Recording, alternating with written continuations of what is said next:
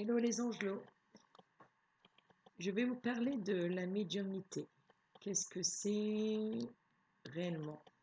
Alors tout d'abord, c'est quelqu'un qui est l'intermédiaire entre la terre et le ciel.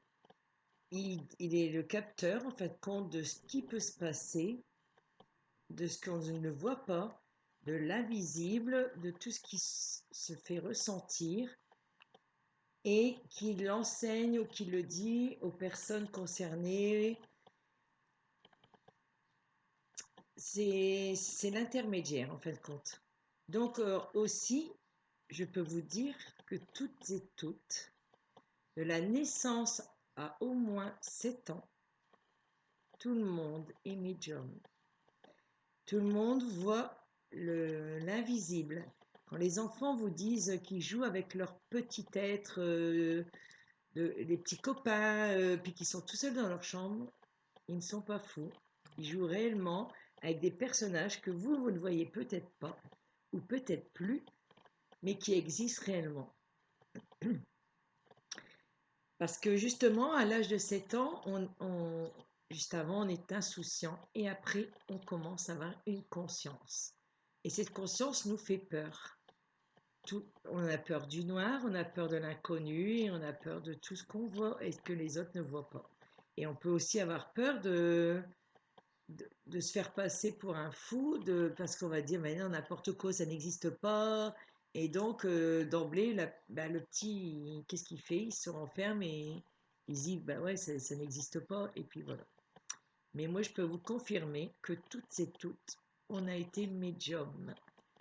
Et après, on l'enfuit au fin fond de nous, où on l'est vraiment. Et là, on accepte. Et donc, nos peurs s'échappent malgré que, bien sûr, on a peur de certaines choses. Mais en général, quand on est vraiment médium et qu'on l'a fait depuis l'enfance et qu'on a continué, de toute façon, tout vient à nous et donc on est obligé d'être dans l'acceptation de tout ce qu'on ressent, de tout ce qu'on voit. Alors, il y a plusieurs catégories de médiums. Il y a les médiums qui sont justement à effet physique. Alors, moi, j'ai eu comment on dit, des incorporations dans le corps, hein. J'ai eu plusieurs êtres décédés qui, pour pouvoir parler à leurs chères personnes encore sur Terre, m'ont incorporé le corps. La première expérience que j'ai eue, j'avais 19 ans, c'était mon ex-beau-père. Il est décédé et il s'est mis sur moi. En plus, il était très lourd, il faisait plus de 100 à 120 kilos.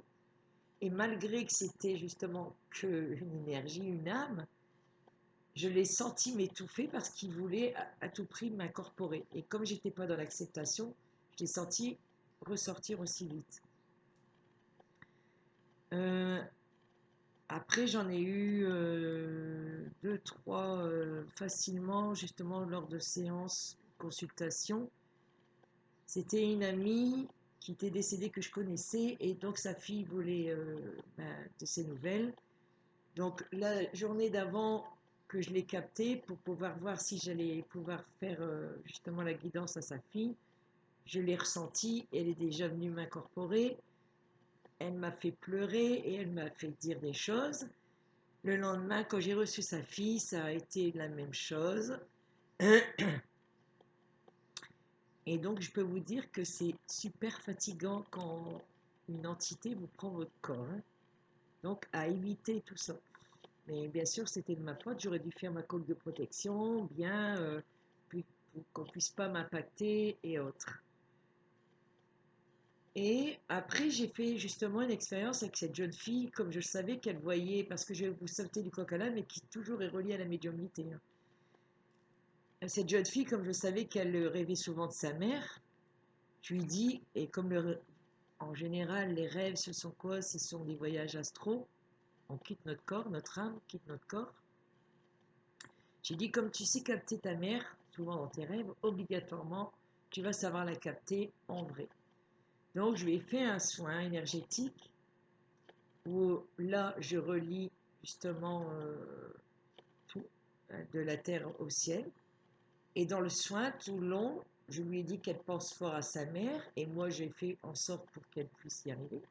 Et bien sûr, elle a eu l'expérience que je trouve magique, de pouvoir être à côté de sa mère, de pouvoir se voir.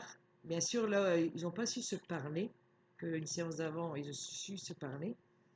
Et, euh, et donc, elle a cité l'endroit où il se trouvait. Donc, il y avait un bel endroit avec une rivière et avec des arbres. Bien sûr, sa mère était triste puisque ses enfants étaient très jeunes et qu'elle ne voulait pas quitter ce monde. Donc, c'est pour ça que elle, cette âme reste tout le temps ici parce qu'elle n'admet pas d'être morte et d'avoir quitté ses enfants. Et chacun, bien sûr, a le droit de faire ce qu'ils veulent après la mort. C'est-à-dire qu'il y a des âmes qui veulent rester dans l'endroit où ils ont toujours connu, donc les maisons. Donc c'est vrai qu'il y a des âmes qui restent dans les maisons, qu'on les dit hantées. Ah, hanté, c'est un bien grand mot parce que hanté ne veut rien dire. Hanté, que ça fait bruyant, que ça te fait peur. Ok, là, c'est pas bien simple pour les personnes vivantes qu'ils entendent ça, mais quand la personne décédée te montre par une horloge qui s'arrête ou par faire bouger un objet ou autre, elle est bien obligée de vous montrer la présence. Donc, soit elle fait tomber quelque chose, soit il y a quelque chose de bizarre qui se passe. Mais il n'y a rien de bizarre, c'est eux qui font signe en fin de compte. Et ils ne vous veulent pas du mal, ils veulent juste avoir un contact avec vous. Et en général, quand les choses se produisent comme ça souvent, c'est que en général, dans la famille où ça se passe, il y a un médium qui peut ressentir et entendre et pouvoir communiquer, soit par une chanson qui va passer, soit tout ça, mais il va le repérer. Donc, il y a ces personnes-là. Après, il y a donc des manifestations qui peuvent se faire physiques, on les voit physiquement, comme un humain. Ils se représentent vraiment comme un humain, mais moi, j'en ai eu deux, trois aussi d'expériences comme ça, où ça se présentait à moi visuellement. Soit on me met une tête qui se forme pour que sache détailler la personne, ou soit que j'ai déjà eu, moi par ma propre expérience personnelle, en visitant une maison, que la personne qui habitait là s'est matérialisée vraiment à côté de moi. J'ai vu sa grandeur, comment elle était, mais vraiment limite, je pouvais la toucher, là, elle était vraiment réelle, quoi.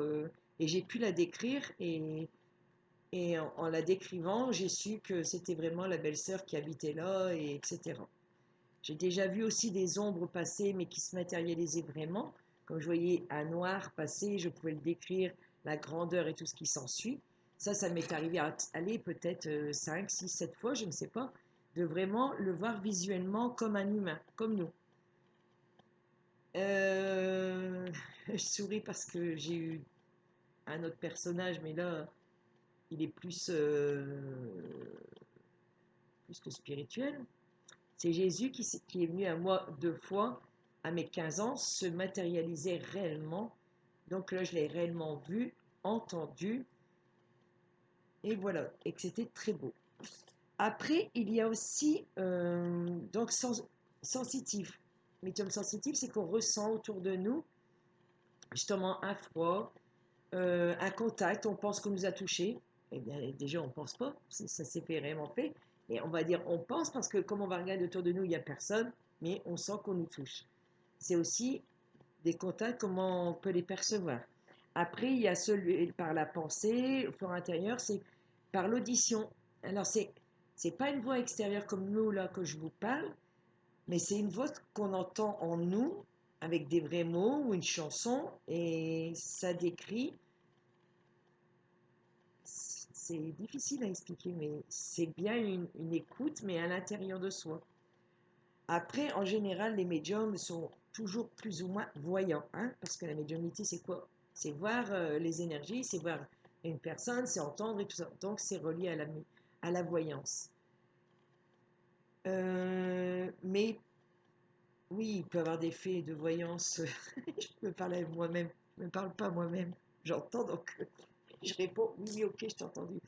Euh, L'effet de voyance, oui, je dis médium peut lire le futur comme elle peut lire ce qui s'est passé avant, comme elle peut lire à l'instant présent ce que vous vivez.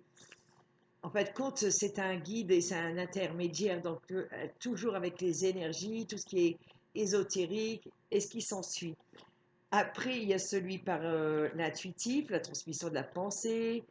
Après, celui avec la main, l'écriture intuitive aussi, où on dit aussi des pressentiments prophétiques. Notre main, pardon, fait l'intermédiaire. En fin de compte, on peut fermer. Moi, je ferme mes yeux, je prends juste le crayon et hop, ça écrit. Comme ça, je me dis pas c'est ma pensée, c'est vraiment la personne qui doit écrire avec juste en prenant ma main quoi, et mon crayon. Après, il y a aussi des médiums musiciens, des musiciens écrivains, des médiums peintres, dessinateurs dans tous les arts, qui sont comme si quelqu'un entrait en eux pour les guider et hop, ben, tout vient comme ça. Moi, ça m'arrive plusieurs fois en écrivant aussi des textes. Je me relis, je dis c'est pas moi. Parce que c'est quelqu'un qui me l'a guidé. Parce que quand je me relis, ben, c'est pas moi, je ne sais pas expliquer. Donc, oui, nous sommes tous médiums. Sauf que les personnes ont été plus ou moins, comme ils ont eu peur, ils ont enfoui tout ça en eux. Mais nous avons tous les ressentis, nous sentons tous les ambiances qui peuvent s'y faire. Donc, vous avez votre médiumnité. Après, faut qu'elle soit. Moi, je dis ça s'apprend pas. Je veux bien qu'on ait des aides, oui, avec comme des pierres. En fait, quand elles nous éclaircissent de ce qu'on ressent. Mais ça s'apprend pas. De toute façon, on l'est. Si on est en accord avec nous-mêmes, qu'on se dit oui, il existe bien un monde extérieur à nous, nos entités, nos défunts, le monde universel qui a plein de planètes et qui peut avoir plein d'êtres qui peuvent nous communiquer, ça s'apprend pas. Si vous avez commencé à chasser vos peurs, vous êtes clair avec vous, vous allez entendre et voir les synchronicités et toutes les choses qu'il y a autour de nous. Après, il y a un grand personnage, hein, que si vous voulez lire, c'est Yann Karadec, qui est justement grand médium et qui a expliqué tout ce qui est en rapport avec ça. Alan Karadec, pardon. Je dis Yann. Yann, c'était Alan Karadec. Moi, c'est sûr mes premières lectures quand j'étais jeune. Après, je l'ai abandonné. Je ne sais pas pourquoi, mais bon, laisse tomber. Mais en général, un médium le fait tout petit. Moi, j'ai eu mes premières expériences, j'avais 3 ans. Après 7 ans, je voyais des choses dans la rue, qui allaient se passer. Et tout était relié de la médiumnité à la voyance. Après, par les transmissions de pensée, il y a la télépathie aussi qui joue dans la médiumnité parce que, en fin de compte, on fait aller tous nos sens. Et on est intermédiaire. Et en général aussi, il y en a beaucoup qui sont guérisseurs comme moi parce que justement, on a la base, l'énergie est là, on ressent ce qui se passe autour de nous, on ressent l'âme de la personne, on ressent l'âme des lieux, on ressent l'âme de tout en fin de compte. Donc c'est ça la médiumnité, c'est d'être vraiment le canal et le guide qui fait l'intermédiaire entre les deux mondes, entre la terre et le ciel, et entre le terre et l'univers. Euh, alors, il y en a, ils ont l'expérience de faire le Ouija que je déconseille vivement parce que toutes et tous, quand on commence une expérience, en général, on fait le Ouija et surtout très jeune. Comme tout ce qui est en rapport avec le surnaturel, l'ésotérisme, il y a des choses qui peuvent être, oui, dangereuses. Dans le sens, bon, si vous manipulez les choses sans vous protéger au maximum, sans faire certaines prières de protection ou de lumière, de mettre la lumière et d'avoir vraiment une force déjà en vous, vous pouvez tomber facilement parce que déjà ça va vous faire peur. Vous allez ouvrir la porte à tout. C'est-à-dire, vous voulez parler à votre défunt, vous ne savez pas si c'est vraiment lui que vous allez avoir. Et donc, bon, en général, on peut ressentir, mais si vous êtes novice dedans, vous allez, parce qu'il y en a, ils sont très malins, ils sont passés par un tel, ils vont vous dire les détails que vous voulez entendre, et ça ne sont pas. Parce qu'il y a des personnages qui a aussi bien l'ombre et la lumière, c'est comme dans tout. Donc il y a l'ombre et la lumière chez les humains, comme chez les défunts, comme dans les autres sphères. Donc, quand on fait le Ouija, et en général, c'est une bande de jeunes qui font ça, avec l'insouciance, et en général, ils se moquent de ça. Alors là, c'est aïe aïe aïe, parce que du coup, ces entités peuvent vous coller à la peau, c'est le cas de le dire, vous accrocher à vous. Et si vous vous sentez fatigué, si vous vous sentez déprimé, mal, après avoir fait ces séances-là, allez voir un thérapeute ou quelque chose parce que possible que cette entité puisse vous bouffer votre vie, vous bouffer votre énergie et vouloir aussi incorporer votre corps. Si vous avez été faible ce jour-là, c'est possible que vous pouvez incorporer ces entités. Je ne suis pas là pour faire peur, hein, mais je suis là quand même pour dire que oui, tout n'est pas anodin. Après, ça se fait partir facile, hein. Faut vraiment que le truc il soit vraiment du démon, entre guillemets, pour qu'on ne s'en sorte pas comme l'exorciste, hein. Mais en général, allez, c'est facile pour faire partir, juste en disant avec les choses de la lumière ou des musiques très douces qui te font partir de la lumière et dire, écoute, tu me lâches mon corps parce que mon corps il m'appartient, tu le fais sortir. Mais ce que je veux dire, c'est que faut pas faire ça en se foutant de la gueule du truc. Je veux bien que vous ayez vos expériences, c'est ok. Vous pouvez faire tout avec même l'écriture automatique, c'est pareil, on appelle quelqu'un quand même. Après, plus ou moins, quand on a l'habitude, on ressent si c'est faux ou vrai. Parce qu'il y a des mots qui vont se dire, on va dire, ah, ça déconne, là, tu le sens. Après, il y a aussi, ouais, quand des fois, ils passent autour de vous, vous pouvez avoir une odeur. Si quelqu'un que vous connaissiez qui se parfume autant, il vous montre par son odeur que c'est lui. Après, si quelqu'un est mort d'un truc de gaz ou autre, vous pouvez avoir des bruits dans votre cuisine plus facilement. Vous voyez, il y a toujours un rapport pour que vous puissiez savoir que c'est eux. Euh, donc, je suis passée du coq à l'âne, je ne sais pas, c'est un petit peu brouillon mon truc. Mais je veux dire que, en fin de compte, nous sommes tous médiums, plus ou moins voyants, plus ou moins guérisseurs, plus ou moins tout. Mais vraiment tout. Moi, je sais qui je suis depuis des années, mais j'ai découvert vraiment qui j'étais avec mes vies antérieures et tout dans l'acceptation de qui j'étais, d'assumer, donc tout m'est remonté. Donc oui, tout est venu d'un coup, en une année, guérisseur, médium, voyant, je peux faire tous les domaines en gros. Parce que j'en ai plus peur, je n'ai pas peur. Mais si vous avez des peurs, il n'y a rien qui fonctionne ou très mal. Vous allez avoir des gens qui vont saccader par l'écriture parce que vous n'avez pas confiance en ça. Après, il faut aussi avoir la foi pour être protégé et tout ce qui s'ensuit. Et donc, faites vos propres expériences, mais tout en sachant ce que vous risquez ou pas. Je ne vous fais pas peur, mais par contre, à vos enfants, ne dites pas que c'est faux, tout ce qu'ils entendent. Cherchez plutôt à les comprendre, à demander des explications. Comment il s'appelle le petit garçon avec qui tu joues dans ton monde imaginaire, comme on va dire. Parce que plus vous les prenez jeunes, plus ils vont être bien avec leur être qui correspond avec le monde autour d'eux, et plus ils seront forts et puissants dans le sens de la lumière, parce qu'ils savent que le monde invisible existe et que toutes les choses sont là sur notre tour pour nous faire comprendre certaines choses. Et nous sommes là, nous, en tant que médiums, voyants, ou tout ce que vous voulez, ou guérisseurs, ou thérapeutes, pour vous guider et vous enseigner les choses de ce que vous pensez ne pas voir. Mais on est tous capables de voir plus loin que la musique, comme je dis. Je ne sais pas pourquoi je dis toujours que la musique, mais c'est pareil, le son, tout est vibration de toute façon. Donc vos ressentis, c'est à l'intérieur de vous, vous ressentez. Si vous ne savez pas dormir, les insomnies ou tout ça, et que ça s'ouvre à 4 heures du matin, pensez aussi que ça peut être un éveil spirituel. Mettez pas tous sur les insomnies. Si votre corps se chamboule et tout ça, sachez pourquoi. C'est pas toujours que nos problèmes dans la vie qui nous fait chambouler notre corps. Il y a aussi qu'on est en grande énergie avec la Terre, et en ce moment les énergies sont très puissantes et tout ce qui s'ensuit.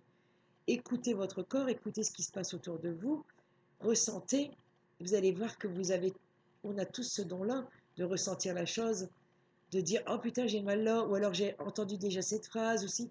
Tout ça c'est des symboles de médiumnité, de voyance, de ressenti, de pressentiment, de... Vous voyez, il n'y en a pas un, je suis sûre, qui peut nous dire non, j'ai jamais eu un truc comme ça. Moi je suis sûre à 100% qu'il n'y en a pas un qui peut me répondre ça. Bon, je vais terminer avec ceci. Après, voilà, mes explications, elles sont comme elles sont. Je suis comme je suis et j'assume. Parce que je suis pro, oui, dans le sens que tout ce que j'apprends, tout ce que je vis sur moi, avec moi, en moi, autour de moi, toute ma vie m'a faite. Et donc, être autodidacte, c'est faire ses propres recherches et se connaître. Donc, c'est vraiment pro, comme je dirais à certains, parce qu'ils ont toujours besoin d'un petit papier de formation, un tel à tel endroit, que monsieur là-haut de l'État justifie. Niet, moi on ne me justifie pas. C'est ma propre expérience, ma vie, qui vous dit que je sais ce que je raconte, parce que je les ai vécus moi-même, et je vous conseille simplement de vous découvrir. N'ayez plus peur de ce monde-là, au contraire, essayez de le comprendre, de le visionner, mais ne faites pas n'importe quoi non plus. Vous agissez dans votre âme et conscience, comme je dis. C'est à vous simplement de savoir qu'est-ce qui est bon ou non pour vous. Alors, je vais juste demander un message des guides, qu'est-ce qu'ils ont à dire. Ça, je remercie ma fille qui m'a passé son oracle hier. Je vais tenter aujourd'hui. Hop, il a à dire des choses.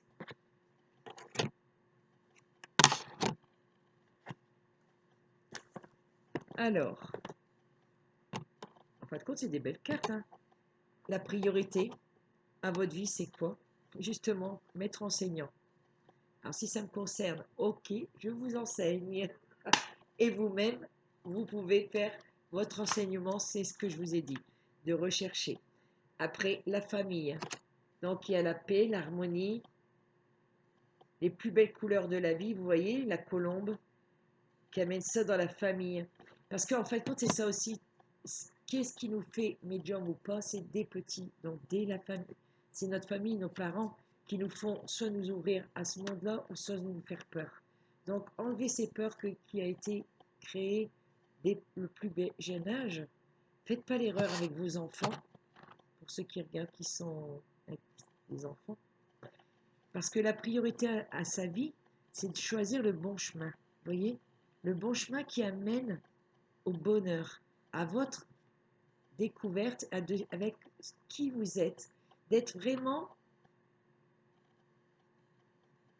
aligné avec votre être, vous-même, pas avec ce que les autres veulent de vous. Si vous voulez être heureux, demandez-vous qu'est-ce qui me ferait plaisir dans la vie. Est-ce que les autres doivent vous dire de quoi vous avez besoin, de qui vous avez besoin, comment vous devez être ou pas? Je ne pense pas. Donc la priorité à la vie, c'est vous-même. La famille est très importante. Il y a la famille d'âme aussi. La famille d'âme, ce sont les personnes qui sont comme vous. Il y a des personnes qui vont venir sur votre route et vous guider vers cet éveil spirituel de qui vous êtes pour un meilleur des mondes. Et le meilleur des mondes, c'est le vôtre. Donc je vous souhaite un bel éveil spirituel. J'espère que j'ai su un peu vous guider de qu'est-ce que c'était la médiumnité. Et je vous dis à bientôt.